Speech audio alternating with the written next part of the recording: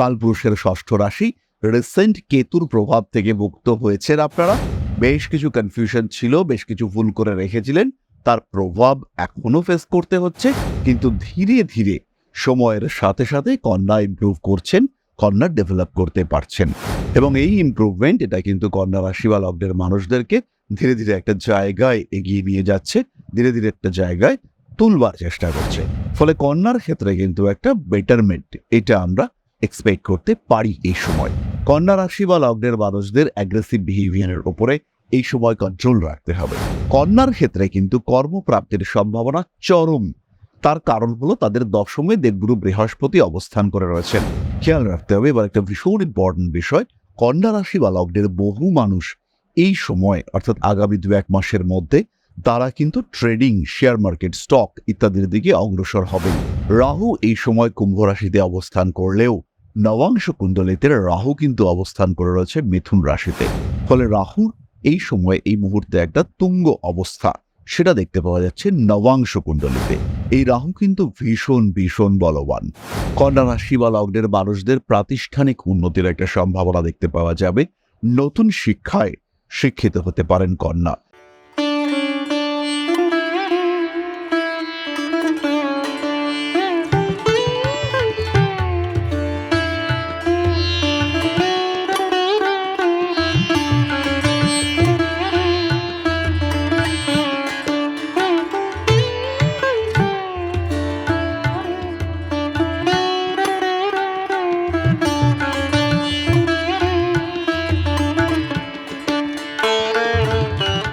নমস্কার, Rishibani institute of Vedic অ্যাস্ট্রোলজির পক্ষ থেকে স্বাগত জানাই আজকের জ্যোতিষ আলোচনায়। আমি শান্তনু আপনাদের সঙ্গে।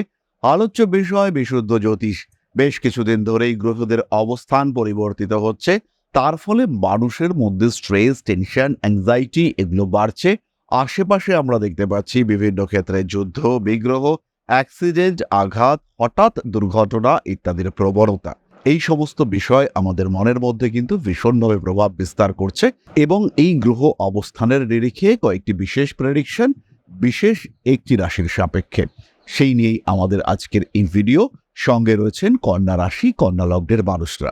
কালপুরুষের ষষ্ঠ রাশি রিসেন্ট কেতুর প্রভাব থেকে মুক্ত হয়েছেন আপনারা। বেশ কিছু কনফিউশন ছিল, বেশ কিছু ভুল করে রেখেছিলেন, তার প্রভাব এখনো ফেস করতে হচ্ছে, কিন্তু ধীরে ধীরে সময়ের সাথে সাথে কন্যা ইমপ্রুভ করছেন, কন্যা ডেভেলপ করতে পারছেন। বিগত প্রায় 1 মাস ধরে কন্যার ইমপ্রুভমেন্ট সেটা স্পষ্টভাবেই দেখতে পাওয়া যাচ্ছে এবং এই ইমপ্রুভমেন্ট এটা কিন্তু কন্যা রাশি বা লগ্নের মানুষদেরকে ধীরে ধীরে একটা জায়গায় এগিয়ে নিয়ে যাচ্ছে, ধীরে ধীরে একটা জায়গায় তুলবার চেষ্টা করছে। ফলে কন্যার ক্ষেত্রে কিন্তু একটা বেটারমেন্ট এটা আমরা এক্সপেক্ট করতে পারি এই সময়। ফিনান্সিয়াল এবং ফিজিক্যাল ডেভেলপমেন্ট এটা কন্যার ক্ষেত্রে দেখতে পাওয়া যাবেই। এটা আমাদের প্রেডিকশনের মূল বিষয়বস্তু নয়, আমাদের প্রেডিকশন কিন্তু একটু অন্য ধরনের বিষয় নিয়ে। প্রথমেই কন্যা রাশি বা লগ্নের মানুষদের খেয়াল রাখতে হবে যে এই টাইমে কিছু রং ইনভেস্টমেন্ট হয়ে যেতে পারে। এই সময় কিন্তু কিছু ভুল সিদ্ধান্ত, কিছু ভুল মানুষের সাথে আপনার পার্টনারশিপ, কিছু নতুন ইনভেস্টমেন্ট সেটা আপনার অর্থনৈতিক অবস্থাকে কিছুটা ডিগ্রেডেশনের মধ্যে ফেলতে পারে। দ্বিতীয় বিষয়টি হলো এই সময় কন্যা রাশি বা লগ্নের মানুষদের বিয়ের কথাবার্তা এগোবার একটা সংযোগ দেখতে পাওয়া যাবে। বিবাহিত জীবনে অগ্রসর হওয়ার পথে, এই কথাবার্তা ফাইনালাইজ হওয়ার পথে কিছু কিছু মানুষ প্রতিবন্ধকতা সৃষ্টি করবে। এই মানুষগুলোকে নিজের জীবন থেকে একটু দূরে সরিয়ে রাখার চেষ্টা করতে হবে। অর্থাৎ আপনি যে বিয়ে করতে চলেছেন, বিয়ের কথাবার্তা এগোচ্ছে, এটা বিশেষ প্রচার এটা কিন্তু একেবারেই করা যাবে না। কন্যা রাশি বা লগ্নের মানুষদের যতটা সম্ভব অস্থিরতা থেকে নিজেদেরকে দূরে সরিয়ে রাখার চেষ্টা করতে হবে। তাদেরকে স্টেবল লাইফ লিড করবার চেষ্টা এটা অবশ্যই করতে হবে। কন্যা রাশি বা লগ্নের মানুষদের অ্যাগ্রেসিভ বিহেভিয়ারের উপরে এই সময় কন্ট্রোল রাখতে হবে। পরবর্তী বিষয়টি হলো চাকুরি, কর্মক্ষেত্র। কন্যার ক্ষেত্রে কিন্তু কর্মপ্রাপ্তির সম্ভাবনা চরম। তার কারণ হলো তাদের দশমে দেবগুরু বৃহস্পতি অবস্থান করে রয়েছেন। তবে এই সময় কিন্তু নবাংশ কুণ্ডলিতে দেবগুরু বৃহস্পতি নিচস্থ অবস্থায় রয়েছেন। এটা কিন্তু একটা অবশ্যই দুশ্চিন্তার কারণ এবং এই বৃহস্পতির কারণে কর্মক্ষেত্রে কিন্তু একটু ডিপ্লোম্যাটিক অ্যাটিটিউড এটা বজায় রাখতে হবে, অন্যথায় কিন্তু আপনি কিছুটা সমস্যার মধ্যেই পড়তে পারেন। বাড়ির বয়স্ক মানুষজন এবং বাড়ির উপরে যাদের মোটামুটি নিয়ন্ত্রণ রয়েছে, অর্থাৎ বাড়ির সিচুয়েশনকে যারা কন্ট্রোল করেন, এই সমস্ত মানুষদের শরীর স্বাস্থ্য নিয়ে কিছুটা দুশ্চিন্তা থাকতে পারে। শরীরটা হঠাৎ করে খারাপ হয়ে যাওয়ার সম্ভাবনা এটা কিন্তু রয়েছে। কুটুম্বকুলে এই সময় আপনার গ্রহণযোগ্যতা বাড়বে।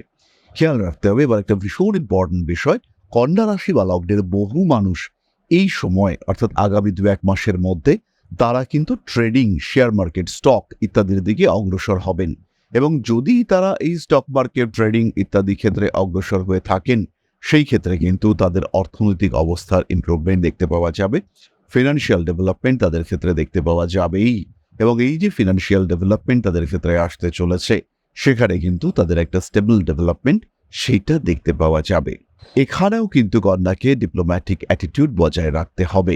কন্যা রাশি বা লগ্নের মানুষ তাদের এই স্টক মার্কেটে ইনভেস্টমেন্ট এর আগে কিছুটা পড়াশুনো করে নেওয়া, কিছুটা রিসার্চ করে নেওয়া এটা অবশ্যই দরকার। তাদের ক্ষেত্রে কিন্তু বেটারমেন্ট, ডেভেলপমেন্ট ইত্যাদির সংযোগ স্পষ্টভাবে রয়েছে। রাহু এই সময় কুম্ভ রাশিতে অবস্থান করলেও নবাংশ কুণ্ডলিতে রাহু কিন্তু অবস্থান করে রয়েছে মিথুন রাশিতে। ফলে রাহুর এই সময় এই মুহূর্তে একটা তুঙ্গ অবস্থা সেটা দেখতে পাওয়া যাচ্ছে নবাংশ কুণ্ডলিতে। এই রাহু কিন্তু ভীষণ ভীষণ বলবান। তাই খেয়াল রাখতে হবে 6th হাউসে রাহু সে কিন্তু আইনি জটিলতা সৃষ্টি করতে পারে এবং কন্যা রাশি বা লগ্নের মানুষ তাদের ফিনান্সিয়াল সেক্টর, অর্থ ত্রিকোণ সেটা কিন্তু বেশ কিছুটা ডিস্টার্ব হতে পারে। টাকা পয়সা অনেকটাই বেরিয়ে যেতে পারে এই রাহুর কারণে। সাবধানতা অবলম্বন করতে হবে। অস্থিরতা, জটিলতা এগুলো থেকে নিজেকে বাঁচিয়ে রাখার চেষ্টা এটা অবশ্যই করতে হবে কন্যা রাশি বা লগ্নের মানুষদের। কন্যা রাশি বা লগ্নের মানুষদের প্রাতিষ্ঠানিক উন্নতির একটা সম্ভাবনা দেখতে পাওয়া যাবে। নতুন শিক্ষায় শিক্ষিত হতে পারেন কন্যা। বিভিন্ন বিষয়কে এক্সপ্লোর করবার একটা মেন্টালিটি সেটা আমরা কন্যার ক্ষেত্রে স্পষ্ট দেখতে পাবো। কন্যা রাশি বা লগ্নের মানুষজন তাদের মধ্যে ওপেননেস এটাও বাড়তে দেখতে পাওয়া যাবে। স্বামী স্ত্রী সম্পর্কে বেটার করে তোলার চেষ্টা এটাও আমরা কন্যার ক্ষেত্রে দেখতে পাবো। ধীর স্থিরভাবে নিজের লক্ষ্যের দিকে এগিয়ে যাওয়ার চেষ্টা এটা স্পষ্টভাবে আমরা কন্যার ক্ষেত্রে দেখতে পাবো। কন্যা রাশি বা লগ্নের মানুষদের জীবনে কিন্তু উন্নতি আসছেই এবং যথেষ্ট উন্নতি আসছে। তাহলে বর্তমান পরিস্থিতি, বর্তমান অবস্থা এটা কন্যার জন্য কেমন তার একটা সাধারণ ধারণা কিন্তু আমরা পেলাম। জীবন মানেই গতি, জীবন মানেই সমস্যা, জীবন মানেই উত্থান পতন, জীবন মানেই সেই সমস্যাগুলো সমাধান করবার পুরোপুরি প্রচেষ্টা। বাধা বিপত্তি অতিক্রম করে নিজেকে নিজের লক্ষ্যের দিকে এগিয়ে নিয়ে যাওয়ার প্রচেষ্টা এটাই অ্যাকচুয়ালি জীবন। যাই হোক না কেন, সমস্যা যদি জীবনে আসে সমাধান খুঁজে বার করতে হবে। আর যদি নিজে সেই সমস্যার সমাধান সূত্র খুঁজে বার করতে না পারেন, সেই ক্ষেত্রে আমরা রয়েছি আপনার পাশে। জীবনের যে কোনো সমস্যায় কিংবা সমস্যা না থাকলেও জীবনের সাধারণ গতি অব্যাহত রাখার জন্য গ্রহণ করতে পারেন জ্যোতিষ পরামর্শ। জীবন বদলে যাবে এই বিষয়ে নিঃসন্দেহ থাকা যায়। তাহলে নিজের ক্ষেত্রটিকে আরেকটু বেটার করে তোলার জন্য, নিজের অস্তিত্বকে আরেকটু স্থিতিশীল করে তোলার জন্য অবশ্যই যোগাযোগ করুন আমাদের সাথে। উত্তর এবং দক্ষিণ কলকাতার সাথে সাথে এখন আমরা থাকছি আগরতলা এবং দুর্গাপুরেও প্রতি মাসে। এছাড়াও যারা জ্যোতিষ শিখতে চাইছেন, অ্যাস্ট্রোলজি নিয়ে পরবর্তী জীবন গঠন করতে চাইছেন, একটা জায়গা, একটা প্ল্যাটফর্ম তৈরি করতে চাইছেন, তাদের জন্য ঋষিবাণী নিয়ে এসেছে একটা কম্প্যাক্ট সিলেবাস, যেখানে জ্যোতিষের সাথে সাথে হস্তরেখা বিদ্যা, সংখ্যাতত্ত্ব এবং বাস্তুশাস্ত্র সবকটি বিষয় শেখানো হবে। এর সাথে সাথে রয়েছে short term taro reading course, যেখানে আপনারা ট্যারো কার্ড রিডিং শিখতে পারবেন এবং নিজেকে একজন প্রপার ট্যারো কার্ড রিডার হিসেবে প্রতিষ্ঠিত করতে পারবেন। তাহলে এবার আমরা চলে আসব আলোচনার পরবর্তী পর্যায়ে, অর্থাৎ আপনাদের প্রশ্নে জ্যোতিষের উত্তর। তবে তার আগে ছোট্ট একটি বিষয় শেয়ার করতে চাইব। পরম ব্রহ্ম মিলন মঠ ও সেবাশ্রম অধ্যাত্ম, সেবা এবং প্রকৃতি পূজনে সম্পূর্ণ নিয়োজিত একটি সংস্থা। সম্পূর্ণ স্বেচ্ছাসেবী এবং সমাজ কল্যাণমূলক এই সংস্থা আমরা এগিয়ে চলেছি মানুষের পাশে দাঁড়ানোর লক্ষ্যে। এই প্রসঙ্গে দীর্ঘদিন ধরেই আমরা বিভিন্ন এলাকায় বেশ কিছু কাজ করে আসছি। আপনাদের সহযোগিতা, আপনাদের পাশে দাঁড়ানো, আপনাদের হাতে হাত মিলিয়ে এগিয়ে নিয়ে আসার চেষ্টা, আপনাদের সহযোগিতা, আপনাদের পাশে দাঁড়ানোর প্রয়াস, এই সমস্ত কিছুই আমাদেরকে এগিয়ে নিয়ে চলেছে। আমাদের পাথেয় হয়ে উঠেছে আপনাদের ভালোবাসা। বিগত বেশ কিছুদিন ধরেই আমরা বিভিন্ন অনগ্রসর এলাকায় কাজ করে চলেছি। কখনো আমরা শিশুদের মধ্যে শিক্ষা উপকরণ বিতরণ করেছি, কখনো আমরা পুজোর পোশাক বিতরণ করেছি, কখনো তাদের খাদ্যের ব্যবস্থা করেছি।